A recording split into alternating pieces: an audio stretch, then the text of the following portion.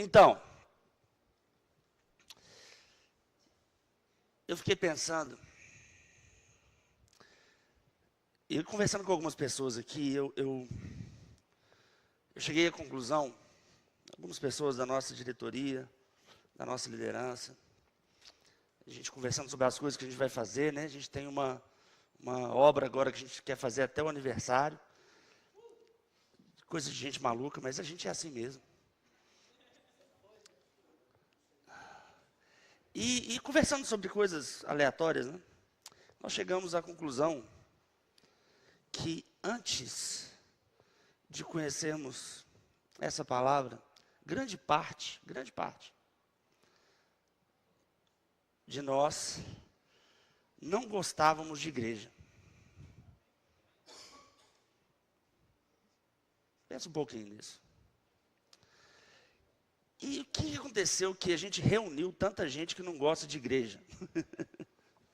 No mesmo lugar. Será que a gente é um bando de gente rebelde, maluca? Na verdade, eu comecei a pensar que o nosso problema não é e nunca foi com a igreja. Talvez o nosso problema e o problema de muita gente seja com algo que se denomina igreja e que não parece com o que a gente faz e não parece com o jeito que a gente crê e entende. Sabe, eu sou muito apegado a conceitos, a palavras, né? Se você parar para pensar, é justamente a capacidade de articular palavras que é um dos maiores sinais de que nós somos filhos de Deus. Amém? De toda a criação, de todos os animais, né? De todos os seres vivos, os únicos seres vivos capazes de articular a palavra somos nós. Ah, pastor, o papagaio também fala. O papagaio não fala o que ele pensa. Papagaio é uma vitrola com um gravador. Ele reproduz um som. Ele é um eco. Ele não é um ser que pensa. Ah, pastor, tem gente assim que também só fala e não pensa. Eu sei. Mas vamos focar aqui na nossa capacidade de articular a palavra. E palavra é o que acaba mudando e moldando a nossa vida, o nosso ambiente. E a gente ter os conceitos certos e as palavras certas fazem diferença. Por exemplo, quando a palavra de Deus fala que a gente tem que amar. Se você não entende o que o amor significa, você vai obedecer de uma maneira errada. Porque o amor que a Bíblia manda a gente amar é a palavra grega ágape, que não é a palavra grega philos ou eros. Todas são traduzidas para o português como amor. Mas o que elas significam? Uma significa atração, eros, né? A atração com um parceiro sexual, um homem com a mulher, mulher com o homem, marido e mulher. Tem esse amor eros. Filos ou filéu está relacionado com o amor de amizade entre irmãos em Cristo. E às vezes a gente acha que a gente é chamado para amar uns aos outros com esse amor, filhos. Mas o amor que nós somos chamados para amar é o amor ágape. E esse amor ágape, ele é descrito não somente pela sua palavra e pelo que a palavra significa, mas quando essa palavra vai ser explicada, em 1 Coríntios 13, ele fala que o amor, ele não procura os seus próprios interesses, ele tudo sofre, ele tudo crê. Você percebe que ele não é um sentimento, e que ele não é um amor tão raso como esses outros amores, né? Ele é um amor que ele vai necessitar que a gente coloque um pouco mais de força. Estou explicando isso bem por cima, não é sobre amor que eu vou falar hoje, para você ter uma noção do que significa a importância da gente saber o que cada palavra realmente quer dizer. Graça, por exemplo. Graça não é sobre dar risada, né? Ou uma pessoa, quando você pensa numa pessoa graciosa, né? Você pensa numa bailarina, né? Aquela pessoa graciosa no jeito de falar, de tocar. Mas graça, não, graça é de graça, então é alguma coisa que eu ganhei de graça. Mas graça é muito mais profundo do que isso. Graça em Deus é a habilidade que nós dispomos para viver e para nos santificar. Graça da parte de Deus é, ao mesmo tempo, Ele não leva em conta a minha vida pregressa, Ele nem mesmo leva em conta os meus erros hoje. Mas Ele me dá essa graça que é equipada de habilidade para que eu possa crescer no Senhor. Se você não entende o que graça significa, você acha que graça, alguns acham, por exemplo, que graça é uma liberalidade para que você possa pecar de maneira impune. Você já viu gente que pensa dessa forma? Tem gente que não gosta de pregação sobre graça, porque acha que pregação sobre graça é pregação sobre você poder fazer o que você quiser, sem ser cobrado e sem que aquilo tenha consequências. De fato, existe um problema, né? Uma consequência se você não andar fazendo a vontade do Senhor. E a graça não é uma desculpa, um salvo-conduto para que você viva de qualquer jeito. Pelo contrário, aquele que é alcançado pela graça de Deus, aquele que recebe a graça de Deus, é alguém que vai mudar e que vai crescer e vai melhorar como cristão. Amém. Agora, uma das palavras mais ainda pior do que graça e ainda pior do que amor, que tiveram seu conceito mais esvaziado, é a palavra igreja. Porque para a gente, quando você não sabe nada sobre Bíblia, sobre igreja mesmo, igreja para a gente é uma construção. No máximo, uma instituição. A palavra igreja, ela tem um conceito mais esvaziado ainda do que a palavra amor. Mais esvaziado ainda do que a palavra graça. E por não entender o que é igreja, as pessoas não entendem o seu valor, não entendem o seu significado e não entendem o seu propósito. E quando fala sobre fazer parte de uma igreja, a gente nem mesmo entende direito o que significa isso. A gente teve o batismo agora, né, semana passada, e tem gente, por exemplo, que tem medo de batizar. Porque, e se eu batizar, eu vou estar fazendo parte da igreja, e se fizer parte da igreja, parece que você tem que entrar, e a igreja significa você ter um monte de coisa que você tem que fazer, ou tem que deixar de fazer. A gente não entende o que significa ser igreja. E por isso, abre comigo em Mateus,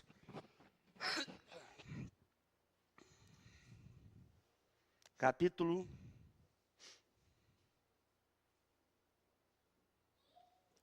16.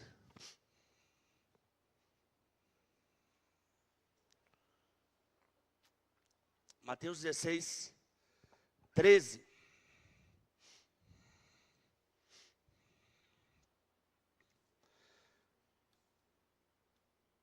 Diz assim: chegando Jesus à região de Cesareia de Filipe, perguntou aos seus discípulos: quem os homens dizem que o Filho do Homem é? Eles responderam: alguns dizem que é João Batista, outros Elias, e ainda outros Jeremias ou um dos profetas. E vocês, perguntou ele, quem vocês dizem que eu sou? Versículo 16 diz: Simão Pedro respondeu: tu és o Cristo, o Filho do Deus vivo. Respondeu Jesus: feliz é você, Simão, filho de Jonas, porque isso não lhe foi revelado por carne ou sangue, mas por meu Pai que está nos céus. Eu lhes digo que você é Pedro, e sobre essa pedra edificarei minha igreja, e as portas do Hades não poderão vencê-lo. Amém? E muita gente, ainda hoje, entende que quando Jesus fala isso para Pedro, ele está dando a Pedro a procuração para abrir um CNPJ. Então pronto, Pedro, ó, já que você descobriu quem sou eu, então você vai ser o chefe da igreja. Sobre essa pedra, você é Pedro, e sobre essa pedra eu vou construir a igreja. E ele chama Simão, filho de Jonas, né? Simão Bar-Jonas é o nome dele, e ele chama ele de Pedro. Entendi, então ele chama ele de Pedro, porque a partir de agora ele vai construir a igreja sobre ele, e Pedro é o primeiro papa, não é isso? Não é isso que muita gente pensa? Agora, o que Jesus está falando aqui não é isso. Eu vou te provar na sequência do texto. Ele diz: eu lhe darei as chaves do reino dos céus, e o que você ligar na terra terá sido ligado nos céus, e o que você desligar na terra terá sido desligado nos céus. Por isso que a gente acha que quando chove é São Pedro. Chave dos céus. Vai chover, São Pedro vai lá. Você acha engraçado, mas tem gente que acha isso mesmo. Então advertiu os seus discípulos que não contassem a ninguém que ele era o Cristo. Desde aquele momento, Jesus começou a explicar aos seus discípulos que era necessário que ele fosse para Jerusalém e sofresse muitas coisas nas mãos dos líderes religiosos, dos chefes dos sacerdotes e dos mestres da lei, e fosse morto e ressuscitasse no terceiro dia. Então Pedro, olha o mesmo Pedro aí, chamando-o à parte, começou a repreendê-lo, dizendo: nunca, Senhor, isso nunca te acontecerá. E Jesus virou-se e disse a Pedro: para trás de mim, Satanás, você é uma pedra de tropeço para mim, e não pensa nas coisas de Deus, mas na dos homens. Você vê que é só falta de leitura mesmo. Porque ou Pedro, se Pedro é a pedra que edificou a igreja, ele também é Satanás, a pedra de tropeço para Jesus. Então, obviamente, isso não estava personificado em Pedro, e sim naquilo que realmente revela a igreja. O que Pedro tinha falado para Jesus saudá-lo, né? Falar assim: você é o cara. Não foi carne nem sangue que te revelou nada disso. O que Pedro tinha falado? Que tu és o Cristo, o Filho do Deus vivo. O que Pedro fez para ser chamado de Satanás? Ele repreendeu Jesus, e foi uma tentação para Jesus, acerca do propósito que Jesus tinha, que era de morrer pelos nossos pecados e ressuscitar no terceiro dia. Então veja que está tudo ligado às palavras. A pedra que fundamenta a igreja não é uma pessoa, mas sim uma confissão.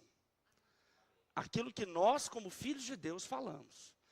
Se nós concordamos com o Senhor, se nós falamos o que o Senhor fala, se nós falamos quem Cristo é, nós nos tornamos igreja. Amém? Começa por isso. Vai em Gálatas capítulo 3.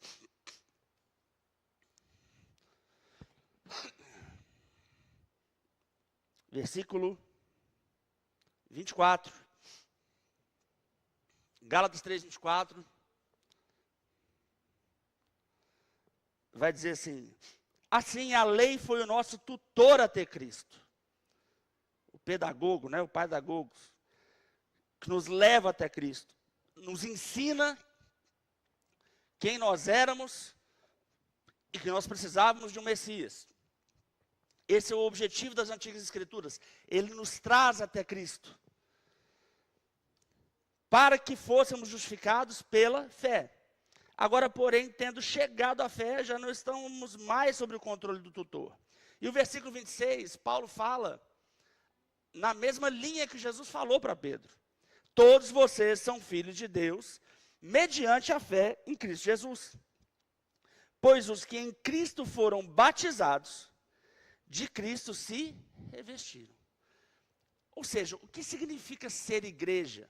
A palavra igreja é a palavra grega eclésia, né?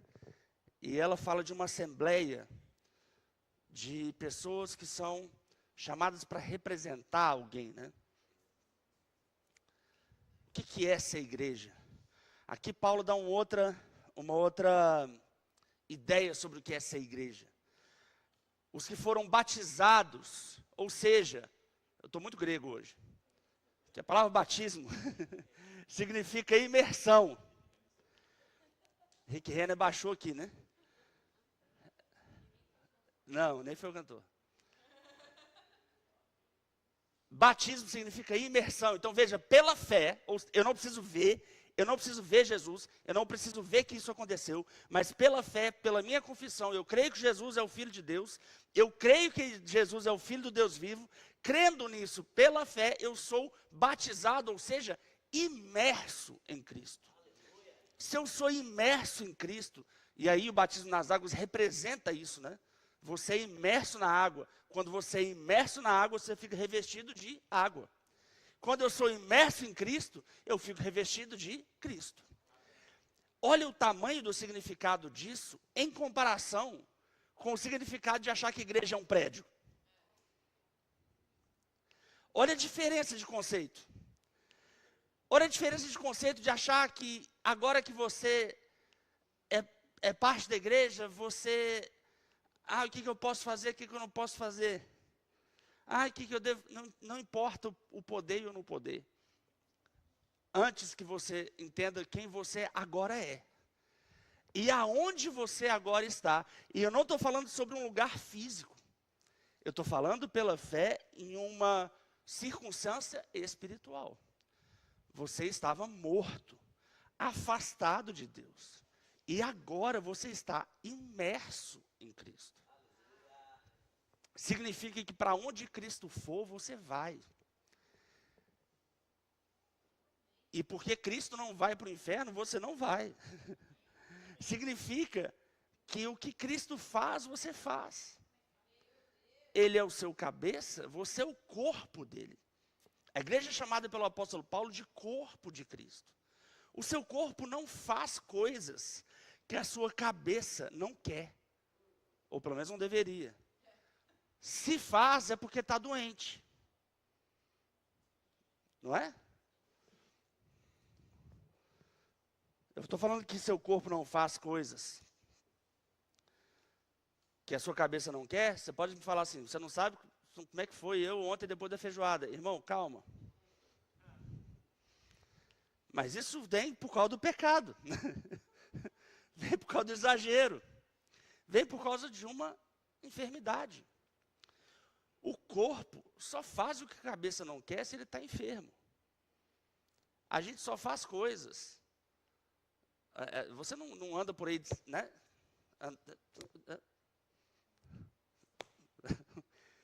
Você não faz. Por quê? Os nossos membros, eles seguem uma instrução da nossa cabeça. Amém? Ser igreja significa estar tão imerso em Cristo que você só faz aquilo que Cristo te indica fazer. Não é sobre o que a igreja, verbo da vida, deixa. ou o que o pastor acha, o que eu acho, não importa. Porque o cabeça da igreja é Cristo. Eu tenho um papel no corpo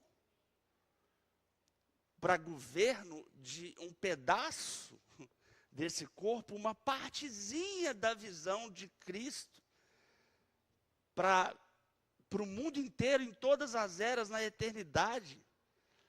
Mas eu sou um pedacinho disso. Assim como você é um pedacinho disso. E importa que todos nós, de maneira harmoniosa, entendendo quem nós somos, cada um faça a sua parte. Isso é muito maior do que você pertencer a uma instituição. Isso é muito maior do que você dizer, agora eu sou dali. Não, gente. Muito mais forte do que isso. Ser igreja é realmente você representar Jesus. E as pessoas, eu sempre falo isso, quando você fala que você é cristão, você pode ser de qualquer outra religião do mundo, qualquer outra. Ninguém vai falar assim, esse cara fez isso, ó, e é macumbeiro, olha só. Quem diria? Esse cara aí do candomblé, tendo esse comportamento. Não, irmão, o povo já espera que o cara está tomando um litro de cachaça mesmo, normal. Rodando, fumando charuto, fazendo trabalho para matar os outros, é isso aí. Cristão não. Cristão não é um broche. Se você fala que você é cristão, você fala que você é Cristo. Porque você está nele. E aí você não pode fazer qualquer coisa mesmo. Como é que você fala que você é cristão e você não age como a cabeça manda? Entende? Agora, o que eu preciso saber? E aí, por isso que eu digo que eu não gostava de igreja. Mas porque eu achava que igreja era outra coisa e, de fato, algumas pessoas acham que é outra coisa. Lá em Colossenses capítulo 2.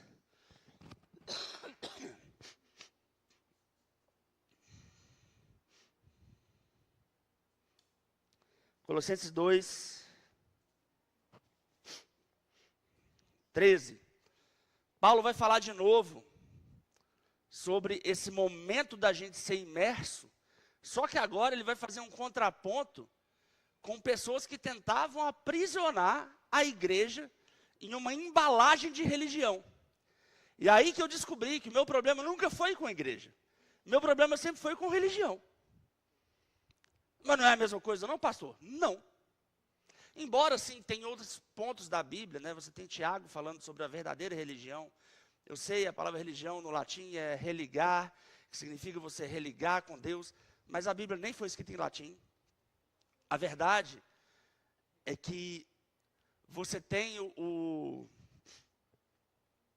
próprio Jesus falando sobre alguns religiosos da época, né? Os fariseus, que tinham atitudes contrárias às atitudes dele. Paulo fala a mesma coisa aqui, Colossenses 2,13. Quando vocês estavam mortos em pecados e na incircuncisão da sua carne, Deus os vivificou juntamente com Cristo, ou seja, te deu vida quando você foi imerso nele. Ele nos perdoou todas as transgressões e cancelou a escrita de dívida, que consistia em ordenanças. A escrita de dívida consistia em quê? Ordenanças. Pode, não pode, faça, não faça. E que nos era contrária. Ele a removeu, pregando-a na cruz. E tendo despojado os poderes e as autoridades, fez deles um espetáculo público, triunfando sobre eles na cruz. Portanto, não permitam que ninguém os julgue pelo que vocês comem ou bebem, ou com relação a alguma festividade religiosa, ou a celebração das luas novas, ou dos dias de sábado. Essas coisas são sombras do que haveria de vir. A realidade, porém, encontra-se em Cristo. Não permitam, meu Deus do céu, que ninguém que tenha prazer numa falsa humildade e na adoração de anjos, os impeça de alcançar o prêmio. Tal pessoa conta detalhadamente suas visões, e sua mente carnal a torna orgulhosa. 19 diz, trata-se de alguém que não está unido à cabeça, a partir da qual todo o corpo, sustentado e unido por seus ligamentos e juntas, efetua o crescimento dado por Deus. Olha só, esse da religião, esse que está tão preocupado com faça, não faça, com essa falsa humildade, que ele fala de alguém que fica contando detalhadamente as suas visões, né? A turma da revelação. Não, porque eu vi um anjo andando aqui, com a bandeja de prata passando no meio do povo. Ai, até arrepiei.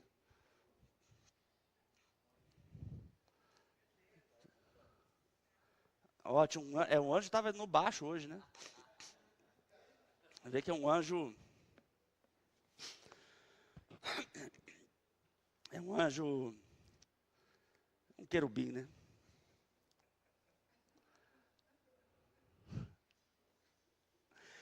Versículo 20, já que vocês morreram com Cristo para os princípios elementares desse mundo, por que é que vocês então, como se ainda pertencessem a Ele, se submetem a regras? Não manuseie, não prove, não toque. Todas essas coisas estão destinadas a perecer pelo uso, pois se baseiam em mandamentos e ensinos humanos.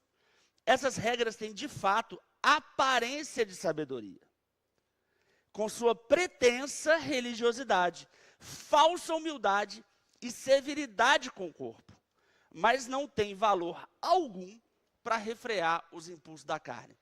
Os impulsos da carne precisam ser refreados? Precisam, mas não é por meio de regra, é por meio da fé, é por meio do entendimento de quem nós somos. Sabe, a gente tem um desejo de regra, né? Eu acho que vou passar todos os meus dias aqui na terra contando para as pessoas que chegam na igreja que elas fazem da vida delas o que elas quiserem. Mas pastor, o que eu posso fazer? O que pode, o que não pode? Tem roupa que pode, não pode, tem coisa. Não é sobre pode, não pode. Começa quando você entende que agora você morreu para o mundo e você está vivificado em Cristo.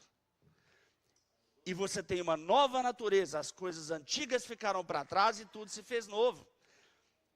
E quem entende isso, entende que tem agora um novo propósito, uma nova vida. E esse novo propósito, essa nova vida, combina com algumas coisas e não combina com outras.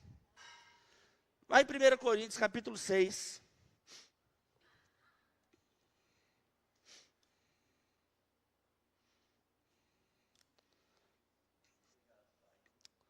Versículo 12. 1 Coríntios 6, 12. O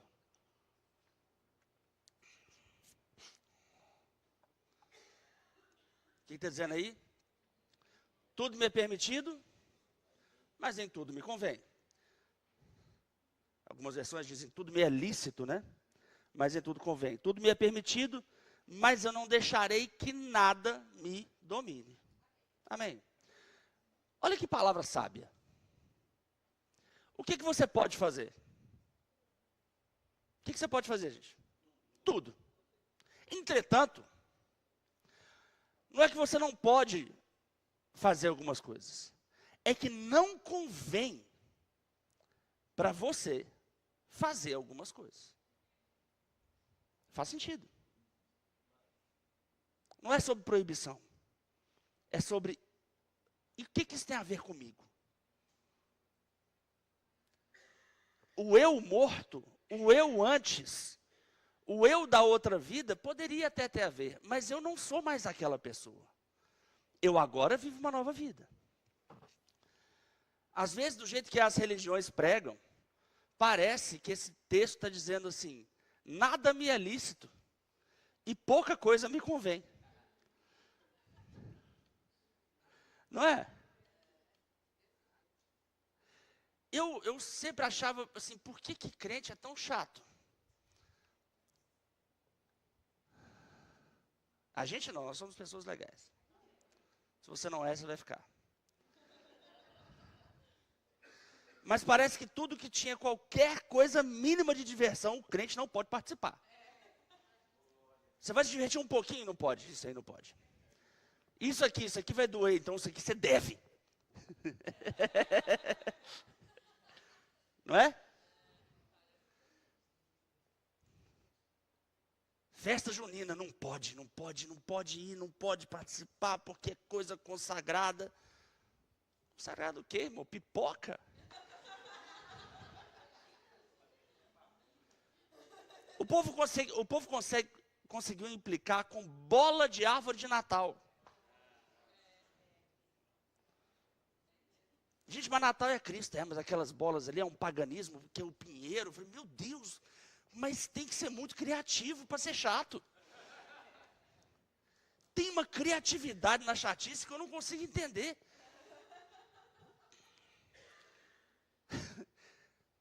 Cuidado que se você estiver num restaurante e alguém passar, o que tem? Não, porque olha só, e tem que ver o ambiente que você frequenta. É claro que tem lugar que não me convém.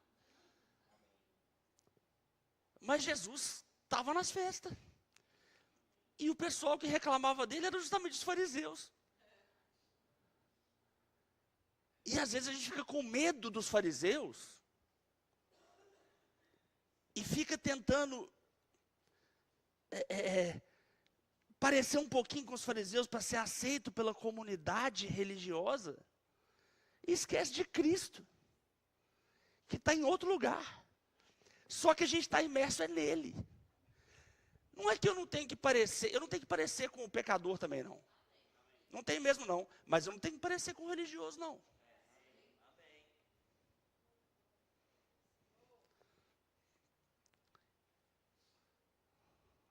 E Jesus comia com os pecadores.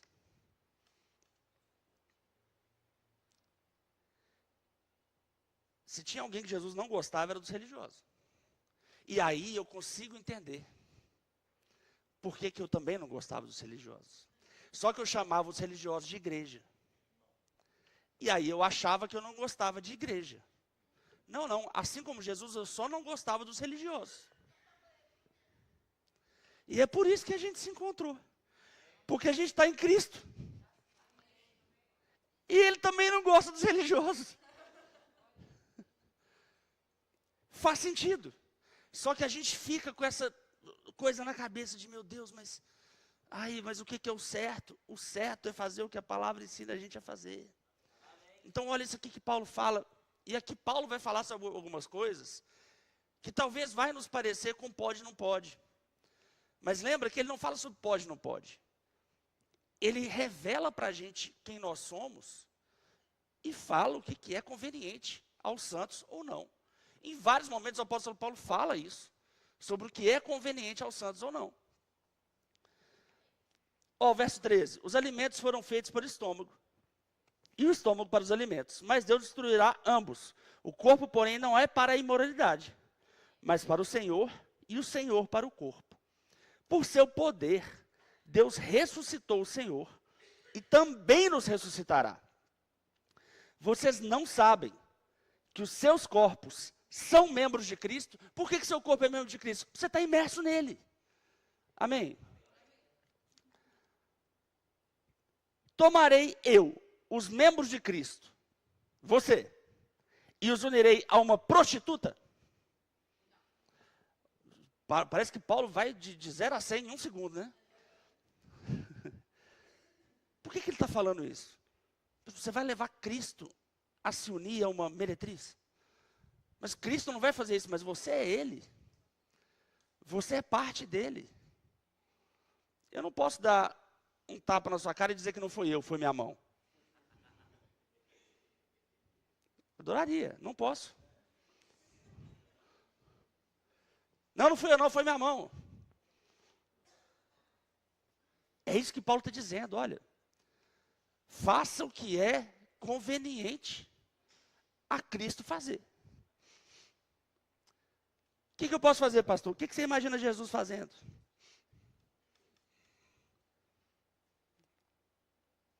E se você não sabe direito, procure conhecê-lo pela Escritura.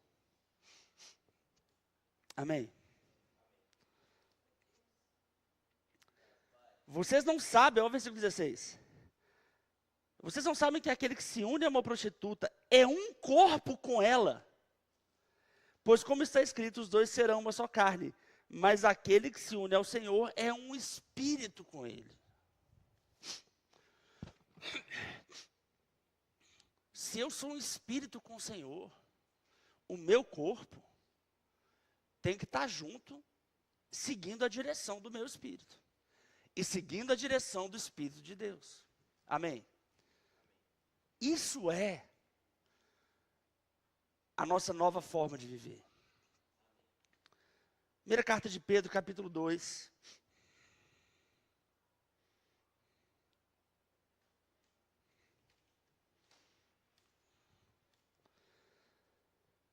Versículo 5.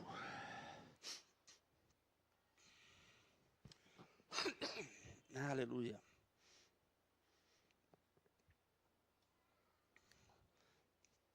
Pedro também falando sobre a gente como igreja, né? Vocês também estão sendo utilizados como pedras vivas na edificação de uma casa espiritual. A casa é espiritual, irmãos.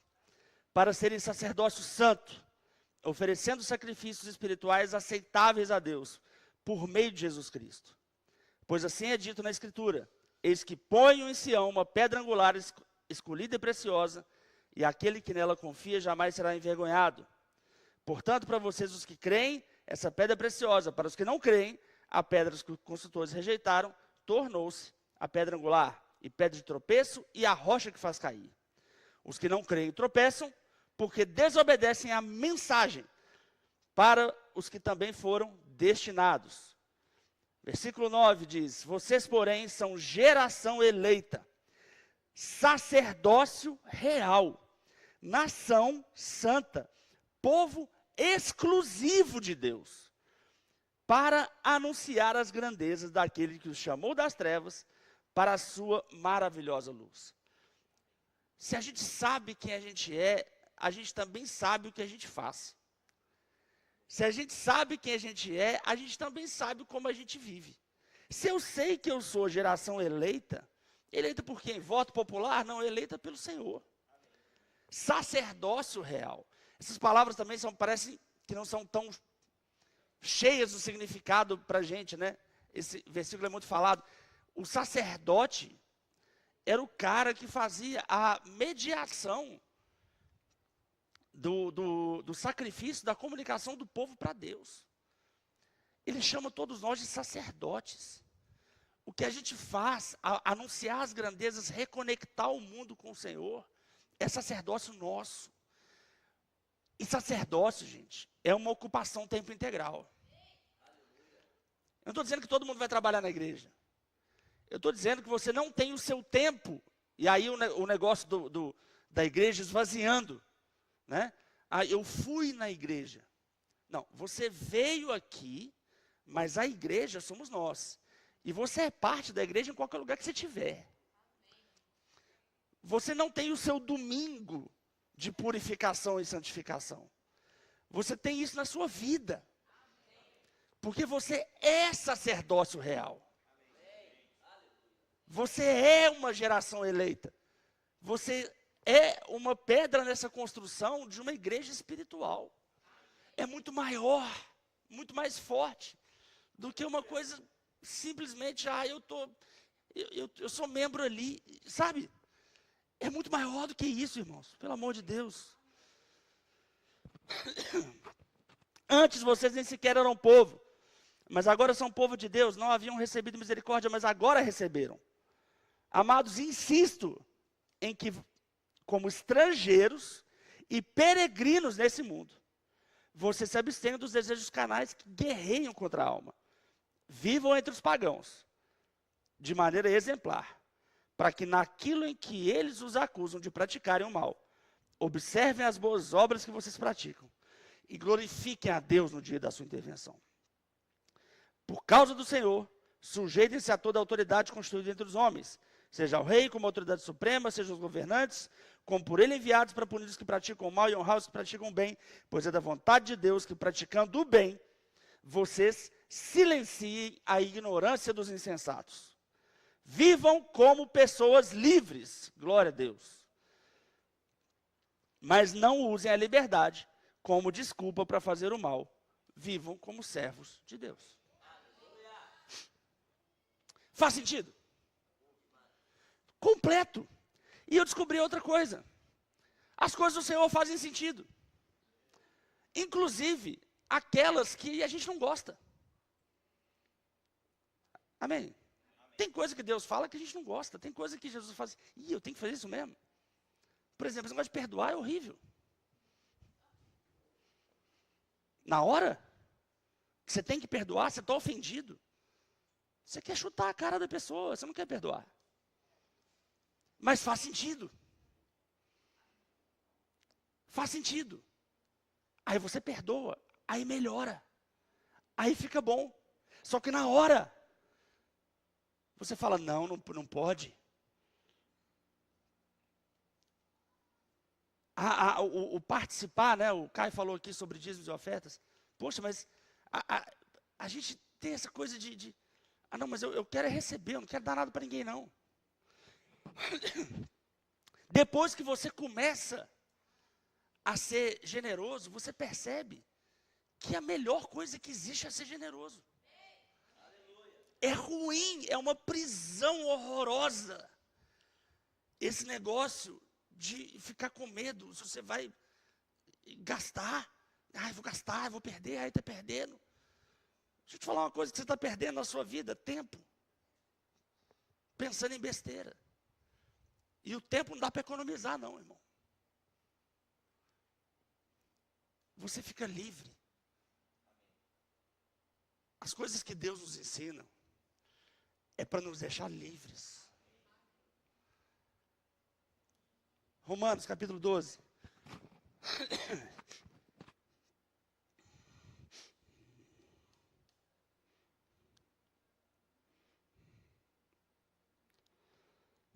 Verso 1.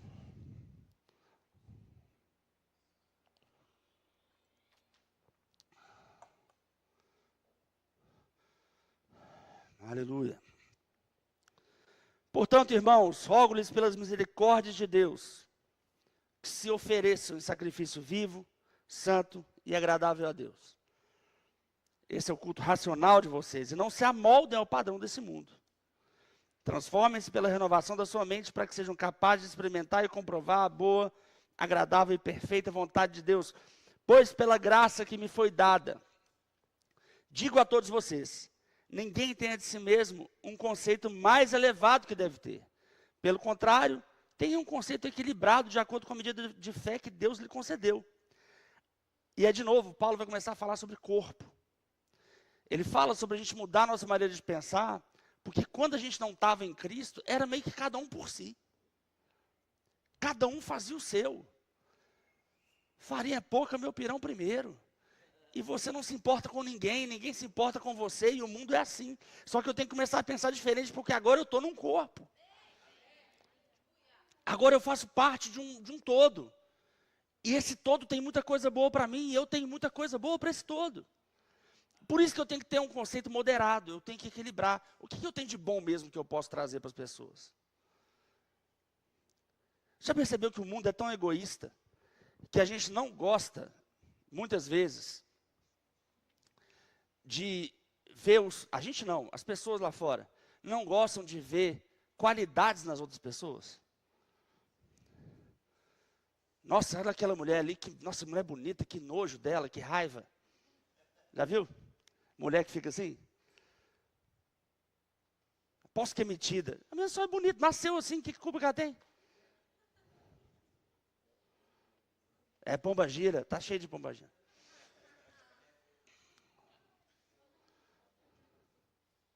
Já viu assim? Gente assim?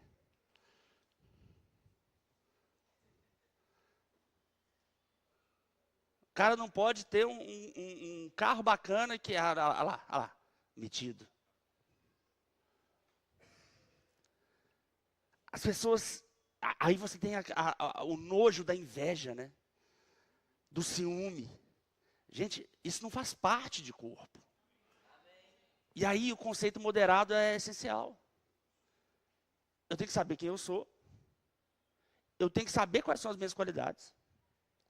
E eu tenho que saber que as minhas qualidades, elas servem para o corpo. E as qualidades do outro também. Isso é a coisa mais genial que existe. Porque, embora pareça, eu não tenho todas as qualidades.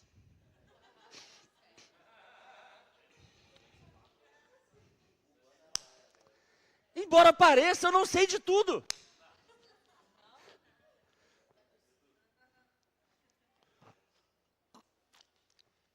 Eu preciso das qualidades que vocês têm. E vocês precisam das minhas. Então, aquela mentalidade antiga de competição não existe. É cooperação. Eu não posso olhar para um cara que faz uma coisa legal e falar assim, eu queria fazer igual ele. Nossa, eu queria saber cantar. Eu não preciso saber cantar, eu preciso ouvir quem está cantando para mim. Ah, eu queria fazer... não precisa. E aí a gente vai aprender a entender quem nós somos no corpo. Porque quem eu era fora do corpo não importa. Importa quem eu sou no corpo. Versículo 4. Assim como cada um de nós tem um corpo com muitos membros, esses membros não exercem todos a mesma função. Assim também em Cristo, nós que somos muitos, formamos um corpo. E cada membro está ligado a todos os outros.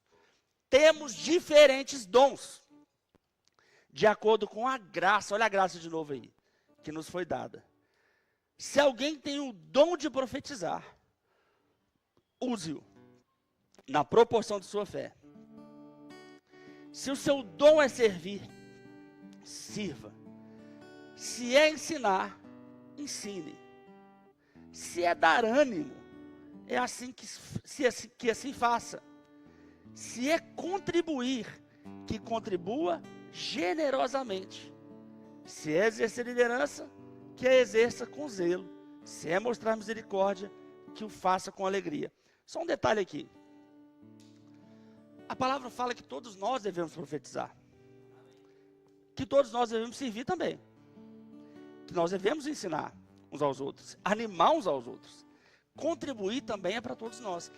Mas a gente vai perceber que alguns vão ter habilidades especiais em cada uma dessas coisas. Embora todos possam profetizar, algumas pessoas vão sempre estar profetizando. Embora todos nós sirvamos uns aos outros, alguns têm uma capacidade, um dom e uma leveza de servir muito maior. Embora você possa ensinar, você tenha capacidade cognitiva, comunicação para poder ensinar alguma coisa para qualquer pessoa, existem pessoas que são dotadas de uma habilidade para poder ensinar. Embora todos nós possamos ser exemplo e liderança, alguns vão ser escolhidos para liderar. Então veja, isso aqui, esse combo de coisas, embora todos nós possamos fazer e devamos fazer tudo isso, todos nós devemos dar ânimo, todos nós devemos contribuir, mas a gente, ao fazer todas essas coisas, a gente vai perceber na nossa mão uma facilidade para alguma delas. Ou algumas delas. Amém? Tem gente que tem facilidade para contribuir. O que é ter facilidade para contribuir? É a pessoa que tem facilidade para fazer dinheiro. Eu tenho um amigo que não é daqui, me ajudou muito. E ele falou comigo assim, olha, eu tenho uma facilidade enorme de fazer dinheiro, mas eu não sei fazer o que você faz. E várias vezes, ele até socorreu essa igreja. Eu mandei ele ficar na dele. Verdade. Agora, porque é importante que o próprio povo possa, né, nós aqui possamos A gente vai fazer a fachada agora, né? Gente, isso é pra gente. Oh!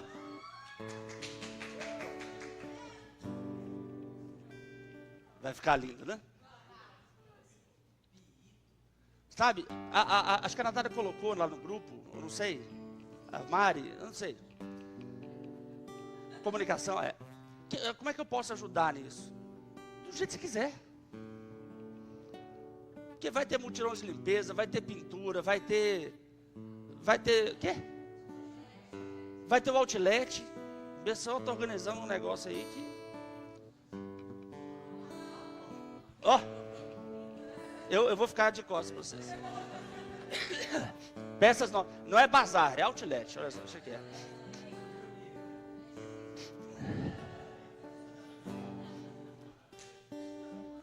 Está na paz dos avisos, eu nem vi.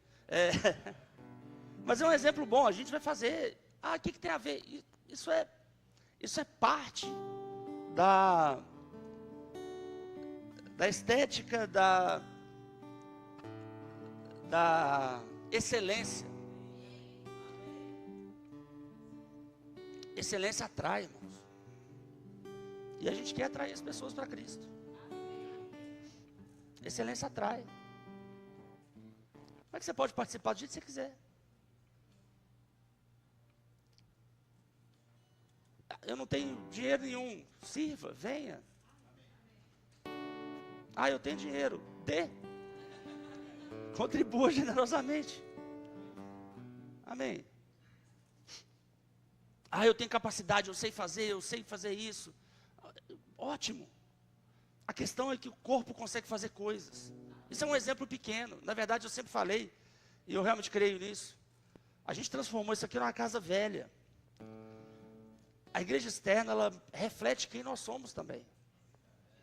Mas primeiro a gente é alguma coisa, por dentro, para depois se tornar por fora. Se for de fora para dentro, está errado. Por isso que a última coisa que a gente está fazendo é a fachada.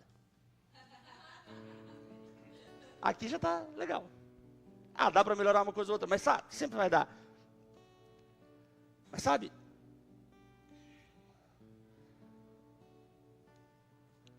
tudo que você for fazer para o Senhor, servir, profetizar, ensinar, animar, contribuir, liderar, mostrar misericórdia, faça tudo isso com excelência. Faça tudo isso. Colossenses 3:23 vai dizer: faça todas as coisas como se você estivesse fazendo para o Senhor e não para homens.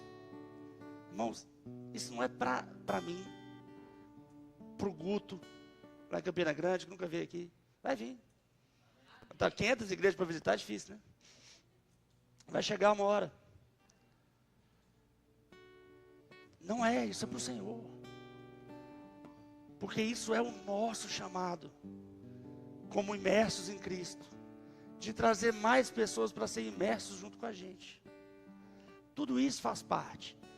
Às vezes você vê o povo falando aqui, fala: gente, mas eu não consegui trazer ninguém para a igreja. Eu prego, mas eu não entendo direito. Talvez seu dom não seja esse, tudo bem. Eu trouxe ninguém para a igreja, gente. Nenhuma. Meus amigos são tudo ateu. Eu consegui que alguns passassem a acreditar em Deus, mas congregar já era demais para eles. João evangelizou uma pessoa só. Quando eu cheguei aqui, o João falou assim: o meu chamado é evangelista. Evangelizou uma pessoa só. É a diretora do Rema hoje, glória a Deus. Evangelizou bem, mas não foi evangelismo, Lulu, não.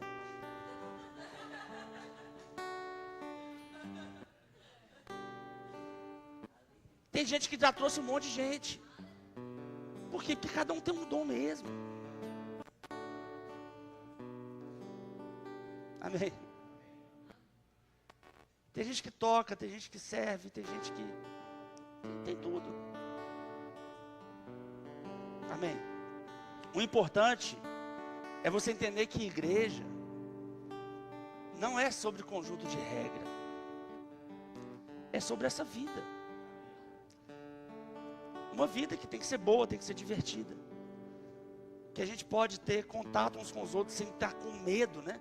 Eu vejo que às vezes as religiões, as pessoas têm medo de ter contato um com o outro. Porque elas têm medo de ser quem elas são. E aí elas ficam escondidas. Não precisa disso não, irmão. Pode ser quem você é. E à medida que você entende quem você é, você começa a se transformar na imagem de Cristo. Naturalmente. De maneira leve. A igreja tem que ser leve, gente. Às vezes eu vejo alguns cortes de alguns cultos que o povo mostra. Vai ter o Vale do Sal. Cara, isso é tão distante, tão distante, tão distante disso aqui. Não é? Não parece que a gente, se trocasse os nomes de Deus e Jesus, a gente ia ter certeza que não tinha nada a ver. O problema justamente é que não troca. É que usa os mesmos nomes. E tem muita gente traumatizada com religião, achando que está traumatizada com a igreja. Mas o Senhor nos levantou nessa cidade para mostrar para o povo que dá para ter uma vida leve e santa, que dá para ter uma vida livre e que agrada ao Senhor. Amém. O amor deve ser sincero.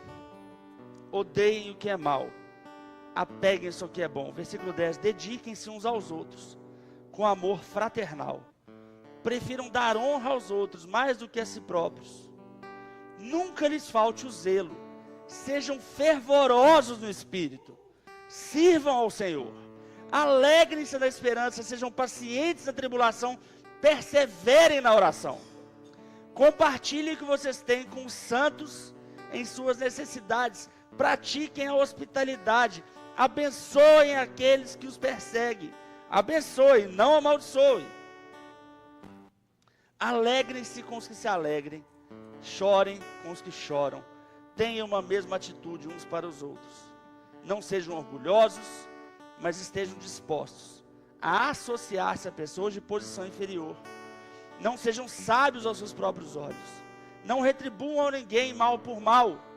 Procurem fazer o que é correto aos olhos de todos. Façam todo o possível para viver em paz com todos. Amados, nunca procurem vingar-se, mas deixem com Deus a ira. Pois está escrito: minha é a vingança, eu retribuirei, diz o Senhor. Pelo contrário, se o seu inimigo tiver fome, dele de comer. Se tiver sede, dele de beber. Fazendo isso, você amontoará brasas vivas sobre a cabeça dele. Não quer dizer que você vai botar fogo no seu inimigo, não, tá? Não se deixem vencer pelo mal, mas vençam o mal com o bem.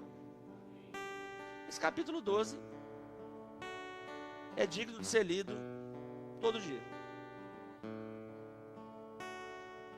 Até isso fazer parte da gente.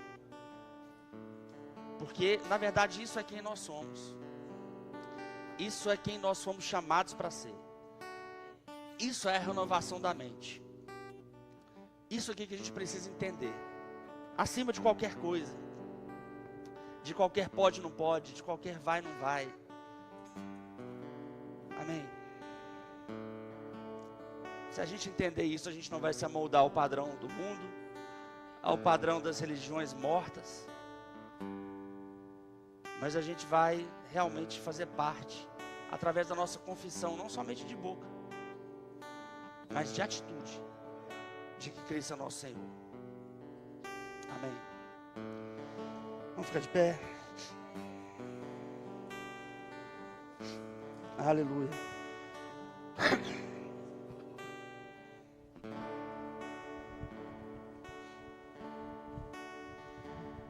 Obrigado, Senhor.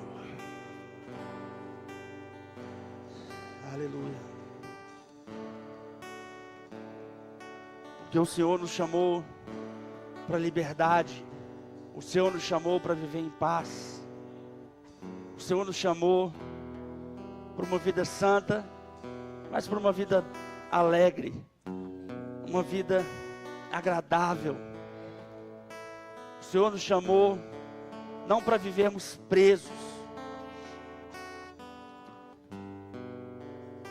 mas fomos libertos para a liberdade. Nós queremos aprender, Senhor, o que nos convém, porque nós não queremos agir de uma maneira inconveniente aos seus olhos, inconveniente à nossa nova natureza. Eu oro por um crescimento espiritual desse povo. Eu oro por uma compreensão de propósito e significado, nos alcançando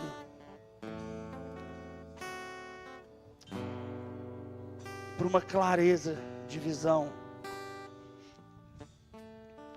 Obrigado, Senhor, por nos levantar como um farol nessa cidade, para anunciarmos as suas boas novas e para resgatarmos o perdido, como foi o seu mandato para a gente, de iluminar não somente Montes Claros, mas todo o norte de Minas, pela palavra da fé e pelo amor. Obrigado, Senhor. Eu oro para que cada um saiba e reconheça o seu lugar, as suas obras, o seu encaixe nesse corpo. Obrigado, Senhor. Aleluia. Te agradecemos, Senhor. Amém. Em nome de Jesus. Glória a Deus, glória a Deus.